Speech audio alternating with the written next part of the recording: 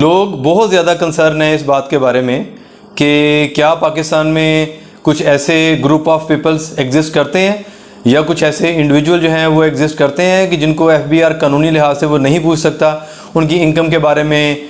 उनके एसेट्स के बारे में, क्या वो उनका इनपुट क्या है, उनकी आउटपुट क्या है और वो क्या अर्निंग कर रहे हैं और क्या वो एक्सपेंसेस कर रहे हैं। क्या कोई सर्टन ग्रुप ऑफ पीपल्स या कुछ ऐसे इंडिविजुअल जो हैं वो मौजूद हैं यहाँ पे पाकिस्तान में कि जिनको एग्जेम्पशन जो है वो हासिल है, क्या FBI उनसे वो जवाब तलब नहीं कर सकता। तो ये बात बड़ी सरप्राइजिंग है लोगों के लिए कि लोग ये समझते हैं कि ये जो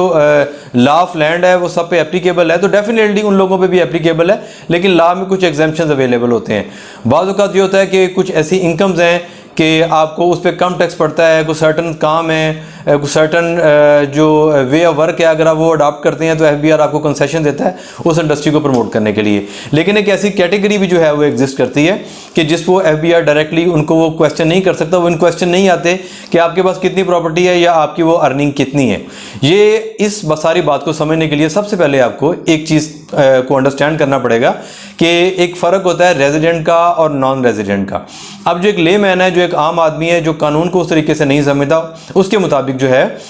वो रेजिडेंट और नॉन रेजिडेंट का यही फ़र्क है कि जो नॉन रेजिडेंट है वो है जो पाकिस्तान में नहीं रहता और रेजिडेंट वो है जो पाकिस्तान में रहता है। ये बात बिल्कुल ठीक है, एक लेमैन का अगर कॉन्सेप्ट हम डिस्कस करेंगे तो ये बात बिल्कुल दुरुस्त है, लेकिन FBI के पॉइंट ऑफ व्यू से ये बात गलत है। FBI का एक अपना क्राइटेरिया है उसकी रेवेन्यू कलेक्शन के हवाले से।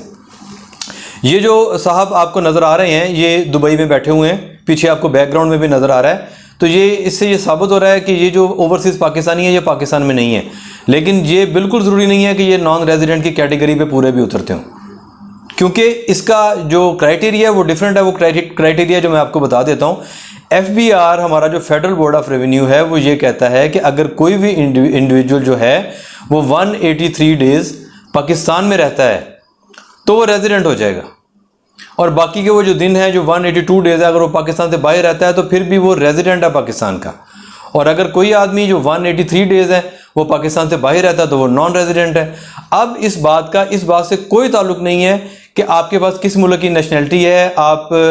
किस मुल्क में रहते हैं, आप कितने कंट्रीज़ का विज़िट करते हैं, आपके पास पासपोर्ट किस कंट्री का है, इसका इस बात से कोई कंसर्न नहीं है। FBR देखता है सिर्फ 183 डेज़ का जो फार्मूला है, ये मुख्तलिफ सालों में डिफरेंट भी हो सकता है, लेकिन अब जो है जो करंट फाइनेंशियल ईयर है उसमें ये यही चल रहा है 183 डेज़। ये 183 डेज़ यहाँ पे डिस्प्ले भी हो रहा है। इसका मतलब ये है कि आपके जो माइंड में ये जो फिगर है, ये जो डिजिट्स हैं, ये क्लिक करें जब भी कहीं रेजिडेंट और नॉन रेजिडेंट टैक्स पेयर की बात हो। अब एक आदमी है, उसके पास अमेरिकन पासपोर्ट है, लेकिन वो किसी काम से, ज़ाती काम से पाकिस्तान में आया है और 183 डेज़ जो है वो पाकिस्तान में रहा है, तो अब वो अमेरिकन सिटीज़न तो वो है, पासपोर्ट भी उसके पास अमेरिकन है, लेकिन उसके लिए ज़रूरी है कि वो अपनी टैक्स रिटर्न भी फाइल करेगा, और अगर पाकिस्तान से कोई इनकम अर्न कर रहा है तो उसका वो हिसाब किताब भी देगा और पूरी अपनी जो गोशवारे हैं और अपनी जो वेल्थ स्टेटमेंट है वो जमा करवाएगा। अब दूसरी साइड पे कोई ऐसा आदमी है जिसके पास पासपोर्ट पाकिस्तानी है और उसके पास दुनिया के किसी भी और कंट्री का पासपोर्ट नहीं है, लेकिन वो 183 डेज से कम पाकिस्तान में रहा है। वो फ़र्ज़ करें 2 महीने दुबई में रहा है, 2 महीने मलेशिया में रहा है, 4 महीने कहीं पे हो रहा है, तो ये जब हम इन दिनों को कैलकुलेट करेंगे तो वो जो 183 डेज से कम बनेंगे। तो जब वो 183 डेज पाकिस्तान में रहेगा तो फिर वो पाकिस्तानी रेजिडेंट माना जाएगा, और जब 183 डेज जो है वो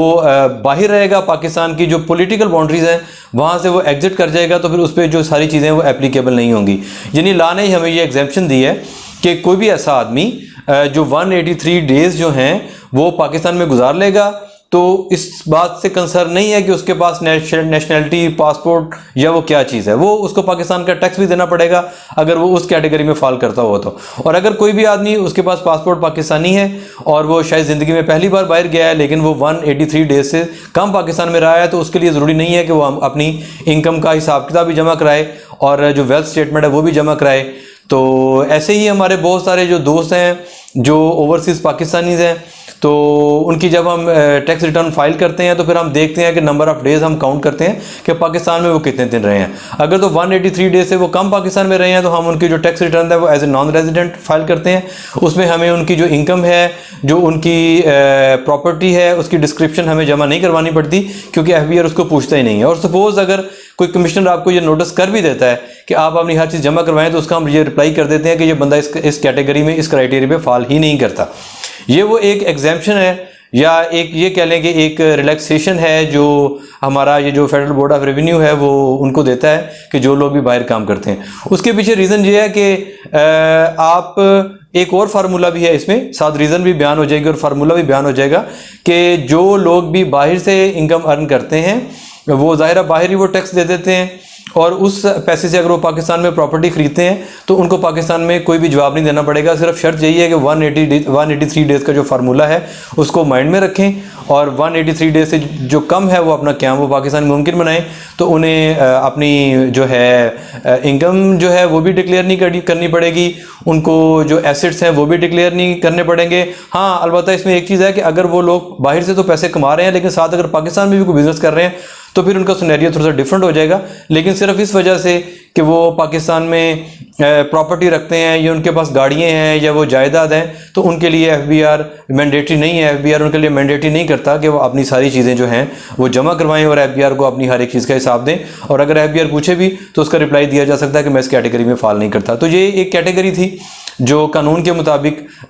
जो रिटर्न फाइलिंग से और वेल्थ स्टेटमेंट के जमा करवाने से उसको एग्जेम्प्ट किया गया है, उनके लिए ये ज़रूरी नहीं है जी। तो ये छोटा सा कंसेप्ट था। इसके बाद जो बाकी लोग इस कैटेगरी में फॉल करते हैं, जो इस एम्बर्ड में फॉल करते हैं, उस पर इंशाल्लाह किसी अगली वीडियो में डिस्कस हो जाएगी। लेकिन ये एक बेसिक एग्जेम्पशन थी और ये एक बेसिक फैसिलिटी थी जो federal board of revenue non resident को देता है। Thank you very much.